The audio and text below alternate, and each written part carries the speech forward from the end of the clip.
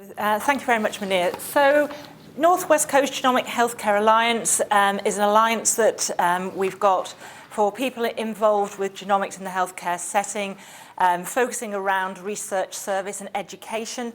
I take a lead for education with the support of Janet, who is the Programme Manager at Liverpool Health Partners. And for those of you who don't know, the North West Coast is Cheshire and Merseyside, up through the western bit of Lancashire and into South Cumbria.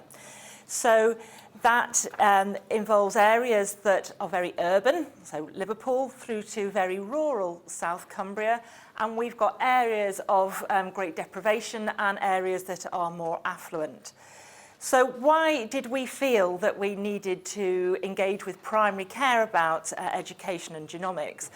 And we felt really quite strongly about this because as a geneticist, which is my other role, I'm doing increasingly larger and larger numbers of genetic tests, and patients are accessing referral into our service through their primary care providers.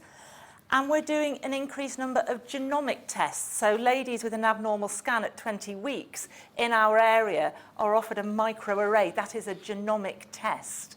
And they're highly likely to present to primary care going, what's this about? I've got this, what should I do? Just that sort of questioning around that. So we felt we needed to get engagement with primary care just to raise awareness. And then we've now got the 100,000 Genomes Project. So we're trying to recruit patients across all areas to allow equity of access to this project for patients with rare diseases and for cancer. And I agree, I'm not expecting primary care to actually do the recruiting, but signposting. If you've got patients with rare diseases within your practice, this is a real opportunity for them. And parity of access. So we know in our area we've got we weren't seeing enough ladies with ovarian cancer coming forwards for BRCA testing. So by going out and engaging with primary care, it allows patients to access that testing because people are much more aware of it. And it's coming to everybody, genomic testing. This ain't going away. This is a tsunami that's coming. You're going to be hearing a lot more about it. And whereas it used to be really within the confines of clinical genetics that genetic testing and genomic testing was done, this is being rolled out into secondary care, and I think some of the more simpler tests will end up in primary care. So, how are we going to do it? Okay, well, we were talking and we had a stand at the Pulse event in Liverpool last year, and we managed to grab lots of GPs who were there for a questionnaire, and we got 85 responses, and these were results from those GPs about how they wanted their education.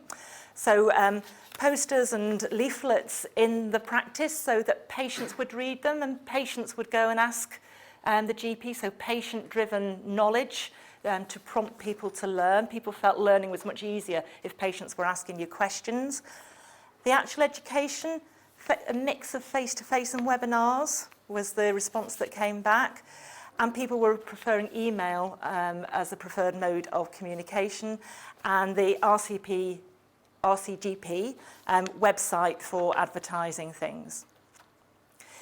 We're very fortunate as part of the 100,000 Genomes Project. We've got an education and training manager who's funded through that project, and she's been really active in flying the flag and going out to lots of different places to advertise the education that is available. And in particular, she goes up to South Cumbria to advertise to the hard-to-reach areas about the project and about education that people can get involved in.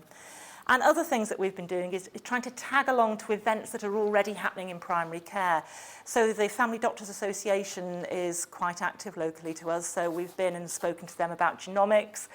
We have gone to an oncology day that they've got, and we managed to get in a talk there about genomics. So we're doing events not only under the title of genomics, but we're trying to sneak in a bit of learning by stealth for other events that are in subjects around it to kind of introduce the subject.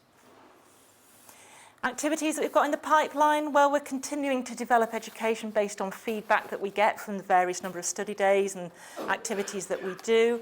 We've got a focus group that we're hoping to do in the near future that is going to piggyback on local educational afternoons that our CCG hold.